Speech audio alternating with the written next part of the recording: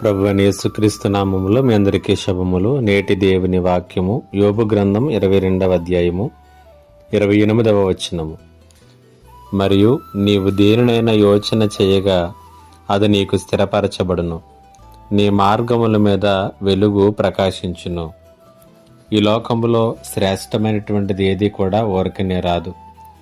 ఉన్నతమైనటువంటివి కావాలనుకునేటటువంటి వారు, అనగా వారి యొక్క జీవితములలో ఉన్నతమైనటువంటి గురిని, లక్ష్యాన్ని కలిగి ఎదగాలి అనుకునేటటువంటి వారు, ఉన్నత స్థానములకు వెళ్ళాలి అనుకునేటటువంటి వారు వారి యొక్క జీవితాలలో ఎన్నో వాటిని వదులుకున్నటువంటి వారే, కాదనుకున్నటువంటి వారే, చివరికి నిద్రను కూడా అంకితం చేసుకున్నటువంటి వారే. అలా వదులుకున్నట్లయితేనే, కాదనుకున్నట్లయితేనే వారు ఎదగలుగుతారు. అలాగున కాదనుకోకపోతే వారు ఉన్నతంగా ఎదగలేరు. ఒక విధంగా ఈ లోకంలో ఉన్నతంగా భావించే వాటిని సాధించుటకు ఇవన్నీ కూడా షరతులు లాంటివి. అదే రీతిగా యోబు గ్రంథం 22వ అధ్యాయము 28వ వచనంలో నీవు దేనినైనాను యోచన చేస్తే అది నీ కొరకే అన్నట్లుగా స్థిరపరచబడుతుంది.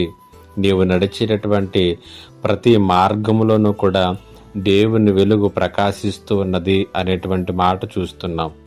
ఒక మాటలో ఈ వచనము విజయవంతమైనటువంటి జీవితమును గురించి మాట్లాడుతుంది. అయితే ఈ జీవితమునకు ఒక షరతు కూడా ఉంది.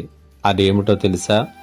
ఇదే యోబు గ్రంథం 22వ అధ్యాయము 23వ వచనంలో మనం చూసినట్లయితే, సర్వశక్తుని వైపు నీవు తిరిగిన ఎడల, నీ గుడారములోని దుర్మార్గమునకు దూరముగా తొలగించిన ఎడల నీవు అభివృద్ధి పొందెదవు. దేనినైనా యోచన చేయగా అది నీకు స్థిరపరచబడుతుంది, నీ మార్గముల మీద వెలుగు ప్రకాశిస్తుంది అనేటువంటి షరతు కూడా దీనికి ఉన్నది. కాబట్టి దేవుని వైపునకు తిరిగి పాపాన్ని విడిచిపెట్టుకోగలిగితే ఈ జీవితంలో ఈ వాగ్దానాన్ని నెరవేర్పులోనికి రావటం చూస్తావు. పరిశుద్ధాత్మ దేవుడు ఈ మాటలు వినటువంటి మిమ్మల్ని అందరినీ కూడా బలపరచునుగాక. ఆమేన్. ప్రార్థన. మా దేవా, నీకు వందనాలు, స్తుతులు, స్తోత్రాలు.